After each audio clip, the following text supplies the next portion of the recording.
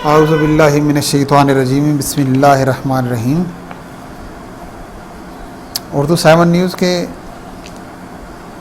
سامعین اور ناظرین کو السلام علیکم ورحمۃ اللہ وبرکاتہ۔ حاضرین، ہم آپ کے پاس آج جو نہایت معلوماتی ویڈیو لے کے آئے ہیں، جس کے بارے میں آپ قرآن مجید اور جا بجا کتابوں میں سنتے اور پڑھتے بھی رہتے ہیں، یاجوج ماجوج۔ حاضرین مکرم، یہ ایسی 2 قومیں ہیں کہ جن کا ذکر قرآن پاک میں بڑی تفصیل کے ساتھ آیا ہے، اور حدیث شریف میں تو بہت ہی زیادہ تفصیل کے ساتھ اس کو بیان کیا گیا ہے۔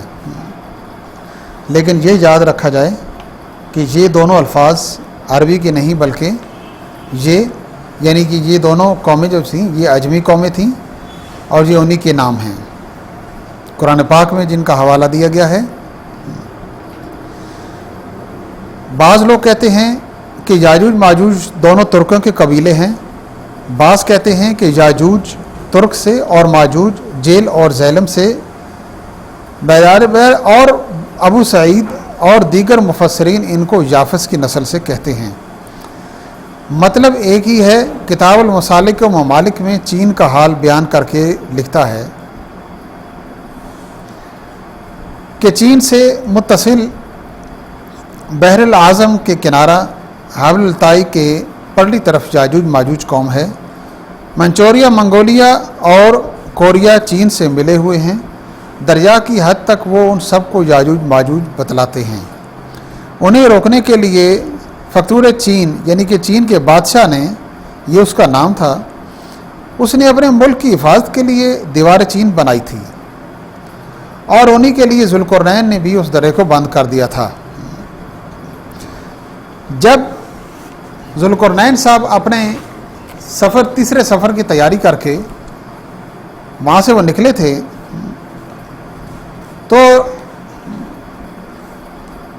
جب وہ اپنے سفر پر روانہ تھے تو اس سفر کی کوئی سمت تو بیان نہیں کی گئی ہے، غالباً شمالی رخ کا دعویٰ ہے، کیونکہ زمین کی زیادہ تر آبادی بھی اسی حصے میں ہے۔ شمال میں فتح کرتے کرتے جب وہ 2 پہاڑوں کی گھاٹی میں پہنچے اور اس میں ایک قوم ملی جو بات نہ سمجھ سکتی تھی، تو پھر ترجمان کو یعنی کہ انٹرپریٹر کے ذریعے انہوں نے ذوالقرنین سے قوم یاجوج ماجوج کی سرکشی اور فساد کا حال بیان کر کے اس گھاٹی کے بند کر دینے کی درخواست کی، کہ جس سے گزر کر یہ دونوں قومیں ان کے ملک میں قتل و غارت کرتی تھیں۔ حاضرین مکرم، آگے بڑھنے سے پہلے برائے مہربانی ہمارے چینل کو لائک اور سبسکرائب کر لیں، تاکہ مزید آنے والی ویڈیوز آپ تک بام پہنچتی رہیں۔ ناظرین مکرم، اور اس پر انہوں نے جب کچھ روپیہ اور پیداوار دینے کا بھی وعدہ کیا تو ذوالقرنین نے کہا، اللہ نے مجھے بہت کچھ دے رکھا ہے، تم صرف افرادی مدد کرو یعنی جسمانی مدد دو، اور لوہے کے سریے اور کوئی بھی لوہا تمہیں ملے وہ میرے پاس لے آؤ۔ چنانچہ وہ لوگ دوڑے گئے اور لے کے آ گئے۔ جب پہاڑ کی چوٹیوں تک درے کو لوہے اور پتھروں سے چن دیا تو تانبا یا سیسا پگھلا کر ڈال دیا گیا، جس سے وہ دیوار مضبوط ہو گئی۔ بعض جگہ پہ ہے کہ لوہے کے موٹے موٹے تختے بنائے گئے اور ان کو اینٹوں کی مارے چن دیا گیا، اور بیچ میں سیمنٹ یا ریت کی بجائے سیسا یا تانبا پگھلا کر ڈالا گیا، جس سے وہ دیوار بہت مضبوط ہو گئی۔ نہ تو اس کی بلندی اور چکناہٹ کی وجہ سے یاجوج ماجوج اس پر چڑھ سکتے تھے، اور نہ اس میں سوراخ کھود سکتے تھے۔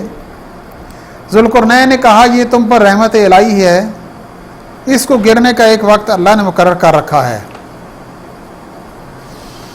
جب وہ وقت آئے گا تو گر جائے گی۔ یہ اس لیے کہا تاکہ شکر گزاری کرتے رہیں اور ڈرتے رہیں۔ اللہ تعالیٰ فرماتا ہے کہ وقت موعود پر یہ دیوار ٹوٹے گی، یعنی جب حضرت عیسیٰ علیہ السلام دوبارہ تشریف لائیں گے تو اس وقت یہ دیوار ٹوٹ جائے گی، اور قوم یاجوج ماجوج اس میں سے ادھر ادھر کے ملکوں میں निकल आएंगे तो इस कदर हजूम होगा, धक्कम धक्का इस कदर होगा कि वो एक दूसरे पर गेते पड़ते गौल की मानिद उमड़ते चले आएंगे। आकर फितना फसाद करेंगे, कत्ल वारत करेंगे, खेतियाँ उजाड़ देंगे। चूँकि दीवार का याजूज माजूज का बाहर आकर फसाद करना बिलिहाद ज़ुल्करनैन के हज़ारों सैकड़ों बरस बाद होगा और ये ज़माना क़यामत के करीब होगा। हकानी शरीफ की रवायत है, जब याजूज माजूज को खोल देंगे तो हर बुलंदी से दौड़ते आएंगे। मगरबी सफ़र से फारिग होकर ज़ुल्करनैन मशरकी सफ़र का सामान दुरुस्त करने लगा।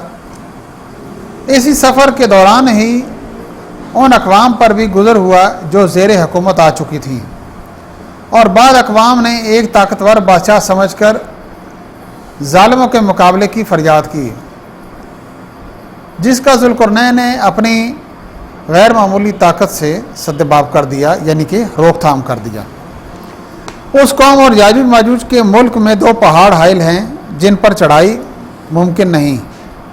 अलबत्ता दोनों पहाड़ों के बीच में एक दर्रा था, यानी कि रास्ता था। उसी रास्ते से ये याजूज माजूज आया करते थे और लूट मार करते थे, और वापसी से भी वहीं पर रास्ता इख्तियार करते। ज़ुल्करनैन के गैर मामूली सद्दबाब यानी रुकावट और रोकथाम, वसाइल और कुव्वत और रोब को देखकर उन्हें ख्याल हुआ कि हमारी तकालीफ और मसाइब का सद्दबाब इसी से हो सकेगा। इसलिए उन्होंने गुजारिश की कि याजूज माजूज ने हमारे मुल्क में उधम मचा रखा है, यहाँ आकर कत्ल गारत और लूट मार करते हैं। अगर आप उनके और हमारे दरमियान में कोई मजबूत दीवार कायम कर दें तो हम आपको खर्चा देने के लिए तैयार हैं, चाहे आप टैक्स लगाकर हमसे वसूल कर लें।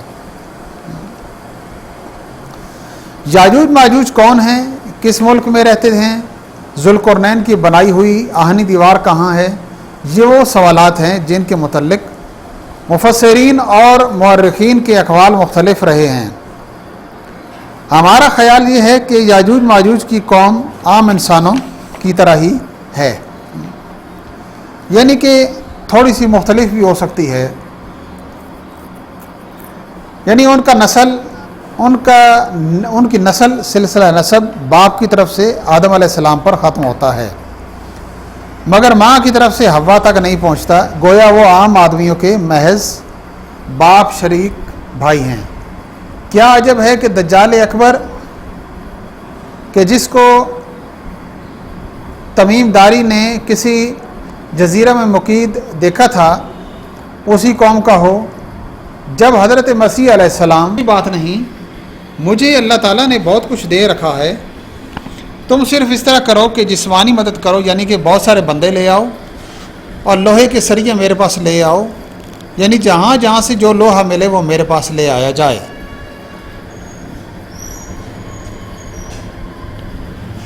यार क्या मुसीबत है।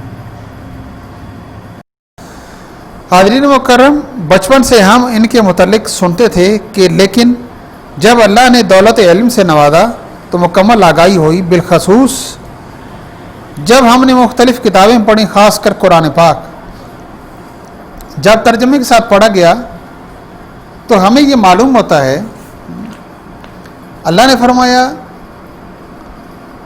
उन्होंने कहा, ए ज़ुल्करनैन, बेशक याजूज माजूज ज़मीन में फ़साद मचाते हैं। उसके बाद सूरतुल अंबिया में फरमाया, यहाँ तक कि जब खोले जाएंगे याजूज व माजूज और वो हर बुलंदी से ढलकते होंगे।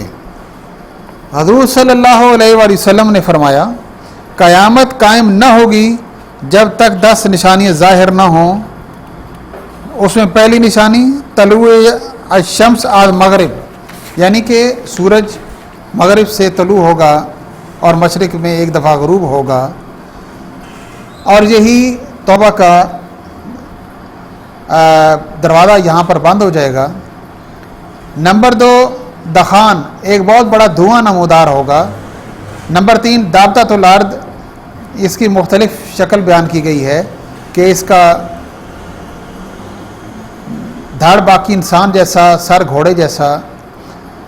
नंबर 4 याजूज माजूज, नंबर 5 नज़ूल ईसा बिन मरियम अलैहिस्सलाम, उसके बाद 3 खसूफ, उसके बाद नार एक बहुत बड़ी आग जो कि कसरे अदन से निकलेगी और हर चीज़ को जलाते हुए आखिरकार हरमैन तय्यबैन यानी कि खाना काबा शरीफ और मदीना पाक तक जाकर पहुंचकर ये रुक जाएगी।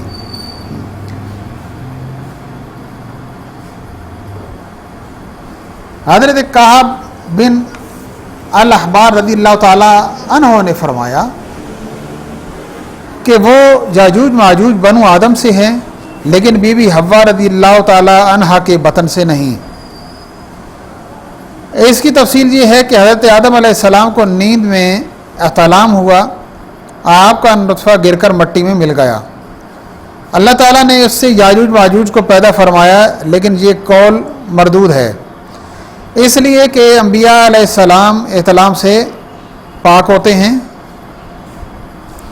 इसका जवाब ये है कि अम्बिया अलैहिस्सलाम के लिए एहतलाम नाजायज़ है जो ख्वाब में किसी से जमा किया जाए। अगर उनके ख्वाब में सिर्फ नुत्फ़ा टपक कर निकले तो वो जायज़ है, ये ऐसे जैसे पेशाब किया जाए। याजूज माजूज हमारे हज़रत आदम अलैहिस्सलाम की तरफ से भाई बनते हैं, लेकिन हज़रत हव्वा की तरफ से नहीं।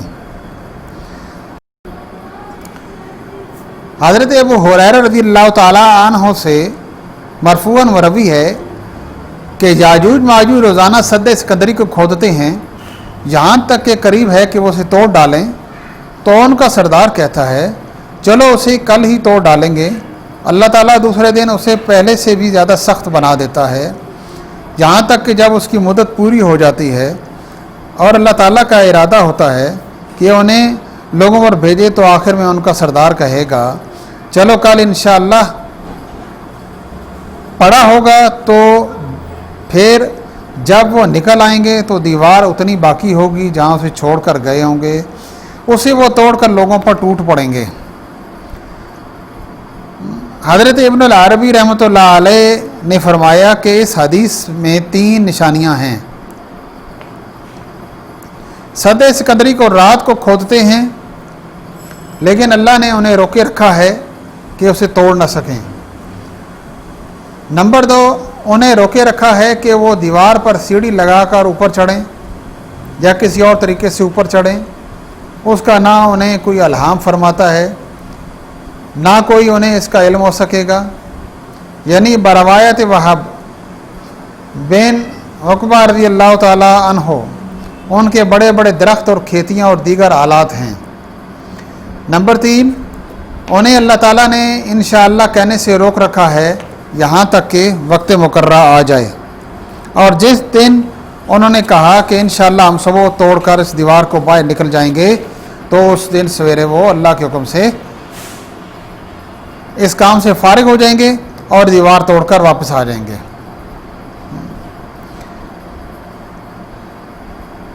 इसके बाद अल्लाह ताला याजूज माजूज को खरूज का हुक्म फरमाएगा। वो लोगों पर खारिज होंगे, यानी कि उन पर टूट पड़ेंगे। आते ही तमाम पानी पी जाएंगे और लोग यानी कि मोमिन उनसे बचकर कलों में महफूज हो जाएंगे और अपने मवेशी भी साथ ले जाएंगे। याजूज व माजूज तमाम रुए ज़मीन का पानी पी जाएंगे, यहाँ तक कि उनका गुज़र किसी नहर से होगा तो वो अकेला ही तमाम नहर का पानी पी जाएगा, यहाँ तक कि वो नहर खुश्क हो कर रह जाएगी। और फिर वो कहेंगे, क्या यहाँ पर कभी पानी भी होता था? याजूज माजूज बहरे तिब्रिया से गुजरेंगे तो उसका तमाम पानी निकल जाएंगे, यहाँ तक कि उनके बाद लोग गुजरेंगे तो वो कहेंगे कि यहाँ तो बड़ी नहर यानी कि तिब्रिया नहर हुआ करती थी, लेकिन उस वक्त उसमें मामूली सा पानी होगा। हज़रत ईसा अलैहिस्सलाम और आपके रफ़का कलों में मासूर होंगे, खुराक वगैरह सब ख़त्म हो जाएगी। उस वक़्त बैल और गधे का एक सरसू दीनार से ज़्यादा बेहतर होगा। मुस्लिम शरीफ वगैरह की एक रवायत में है कि याजूज माजूज कहेंगे, हमने तमाम अहले ज़मीन को मार डाला, आप चलो आसमान वालों को भी कत्ल कर दें। वो आसमान की तरफ तीर फेंकेंगे اللہ تعالیٰ ان کے تیر کو خون آلود کر دے گا اور واپس کر کے بھیج دے گا۔ بعض روایات میں ہے کہ یاجوج ماجوج کا کوئی ایک اپنا حربہ لہرا کر آسمان کی طرف پھینکے گا تو اس کی طرف خون آلود ہو کر واپس آئے گا۔ یہ بھی ایک بہت بڑی آزمائش اور فتنہ ہوگا۔ اللہ تعالیٰ کا نبی حضرت عیسیٰ علیہ السلام اور آپ کے رفقا اللہ تعالیٰ سے التجا کریں گے۔ اللہ تعالیٰ کچھ خاص قسم کے کیڑے بھیجے گا جو یاجوج ماجوج کی گردنوں میں لٹک جائیں گے اور ان کے گردن میں ایک بیماری پیدا ہو جائے گی۔ ایک روایت میں ہے کہ اللہ تعالیٰ یاجوج ماجوج کے لیے کیڑے جیسی شے بھیجے گا، وہ کیڑوں کی طرح ہوگی جیسے اونٹ اور بکریوں کی ناک میں ہوتے ہیں۔ یاجوج ماجوج صبح کے وقت مرے پڑے ہوں گے اور پھر وہ ایک ہی آن میں یعنی کہ ایک ہی وقت میں ہلاک ہو جائیں گے۔ ان کی کسی قسم کی آواز سنائی نہ دے گی۔ مسلمان کہیں گے کہ کوئی ہے جو جان کی بازی لگا کر ان دشمنوں کی خبر لے کر آئے۔ ایک مرد مومن اپنی جان اللہ کے نام پر قربان کر کے نیچے اترے گا، اسے یقین ہوگا کہ میں بچ کر واپس نہیں آؤں گا۔ جب وہ اترے گا تو دیکھے گا کہ وہ سارے مرے ہوئے ہیں تو وہ پکارے گا، مسلمانوں مبارک ہو، اللہ نے تمہارے دشمن کو مار ڈالا ہے۔ تمام لوگ اپنے شہروں اور قلعوں سے نکل کھڑے ہوں گے اور اپنے مویشی اور جانور بھی ساتھ لائیں گے، لیکن ان جانوروں کے لیے گھاس وغیرہ نہ ہوگا، بس اب ان کا اپنا گوشت ہی ہوگا، لیکن اللہ تعالیٰ کے فضل سے وہ خود بخود ہی موٹے ہو جائیں گے، ایسے کہ جیسے بہترین موٹے ہوتے ہیں۔ حضرت عیسیٰ علیہ السلام اپنے رفقا سمیت زمین کی طرف تشریف لائیں گے۔